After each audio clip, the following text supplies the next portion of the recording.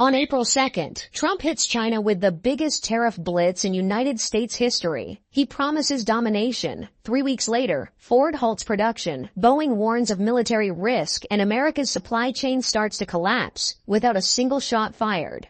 Why? Because Xi didn't retaliate with threats. He just cut off the rare earth minerals that power everything from iPhones to F-35s. Now Trump isn't fighting.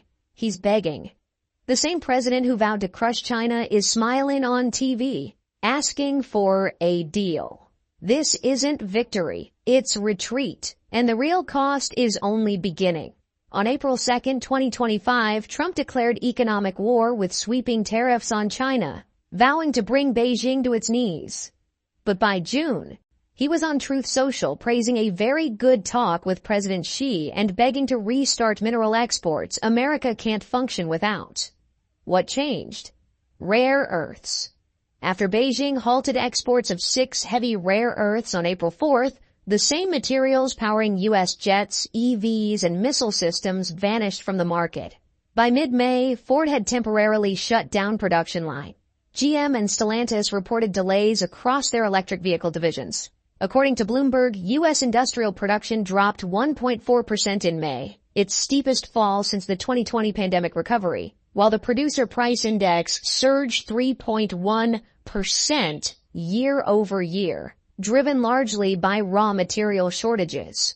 Behind the scenes, National Economic Council Director Kevin Hassett admitted, "We want the rare earths to flow just as they did before April." But there's no signed deal, just a phone call and a photo op. If Trump promised a win, why is he now pleading to get back what he deliberately pushed away? China supplies over 90% of the world's rare earth elements, and after April's export suspension, the U.S. was left scrambling to fill a gap with no substitute. These minerals aren't optional, they're essential. Neodymium iron boron magnets, used in jet engines, missile guidance systems, electric vehicle motors, and smartphones, rely almost exclusively on Chinese supply. The Wall Street Journal reports that Boeing faced component delays affecting at least 2 weapons platforms by late May, while the Pentagon quietly flagged operational risk tied to rare earth availability. Commerce Secretary Howard Lutnick, now in London for damage control talks, confirmed on Fox Business that America has no industrial alternative at scale. Meanwhile, Chinese Vice Premier He Lifeng issued just 3 rare earth licenses to U.S. firms last week, only after direct requests from General Motors, Ford, and Lockheed Martin. That's not supply chain resilience. That's survival by negotiation. And now every shipment depends on a licensing process governed not by market forces, but by Beijing's evolving definition of national security. While Trump repeated the word deal 4 times in one televised clip, Xi never confirmed one existed, because for China, silence is leverage. In response to U.S. tariffs and new export controls targeting Huawei's AI chips, China didn't retaliate with more tariffs. It suspended rare earth exports and introduced a licensing regime requiring national security justification for every shipment. According to Reuters, since the April 4th cutoff, only 5 export licenses have been granted globally, with 3 going to U.S. defense-linked firms under diplomatic pressure. The resulting bottlenecks caused a 27% increase in rare earth magnet prices in May alone, according to Benchmark Mineral Intelligence.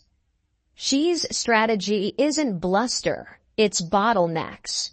He didn't need sanctions or military threats. He simply paused what the U.S. needs most and let the pressure build. As former U.S. Ambassador to China Gary Locke stated bluntly, "We handed Beijing leverage, and now they're using it with quiet precision. So what happens if they tighten that grip again next quarter?" Trump launched tariffs before confirming if the U.S. had enough critical supplies to survive the fallout, and it didn't. The U.S. imports 78% of its neodymium and 98% of its dysprosium from China, according to the U.S. Geological Survey. There's no domestic refining capacity for heavy rare earths at commercial scale. A Pentagon memo obtained by Bloomberg in early June warned that the U.S. defense industrial base remains acutely vulnerable to extended rare earth disruptions.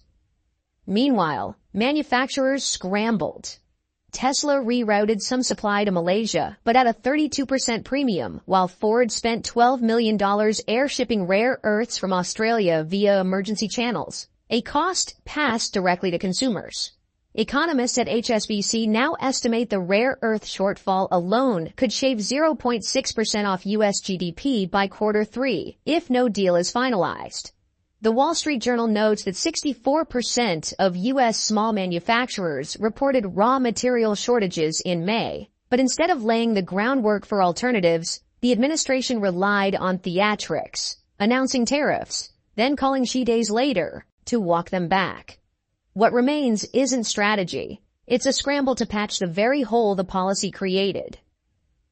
Trump labeled the May 11th Geneva truce a total reset, boasting of a 90-day tariff pause and momentum toward a broader deal. But, within 48 hours, his own Commerce Department undermined the agreement by warning global firms that Huawei's Ascend AI chips could violate U.S. export rules.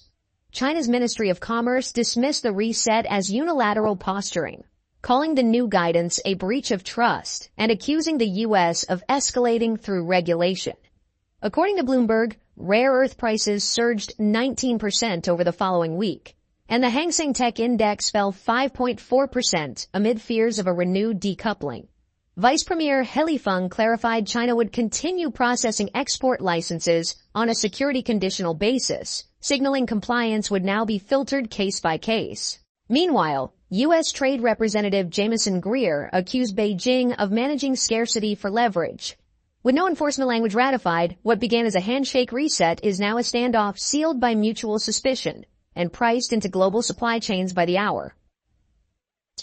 Okay, so let's do a quick check-in. Who's actually winning here? And who's paying the price? China's trade surplus with the United States hit $43.1 billion in May 2025. Up from $41.1 billion the previous month, even with the ongoing mineral squeeze and those stalled tech exchanges. Ford revised its second quarter earnings forecast down 11.2% after admitting EV assembly delays tied to rare earth magnet shortages. And Boeing's June 5th SEC filing warned of, quote, classified program interruptions stemming from supply constraints in neodymium-based alloys. The ISM manufacturing PMI dropped to 47.2. That's the third consecutive month in contraction, and HSBC projected that rare earth disruptions could trim 0.6% off U.S. GDP if licensing delays keep dragging on past July. NFIB survey data showed 64% of small manufacturers reported critical material shortages, while 42% expected those constraints to actually get worse. Meanwhile, the Chinese government approved just 3 new rare earth licenses, each directly tied to major U.S. automaker lobbying efforts. So if the scoreboard is trade surpluses versus factory shutdowns, the war isn't over. But the battleground has quietly shifted to the licensing desks in Beijing. On May 28th, Secretary of State Marco Rubio announced sweeping visa restrictions on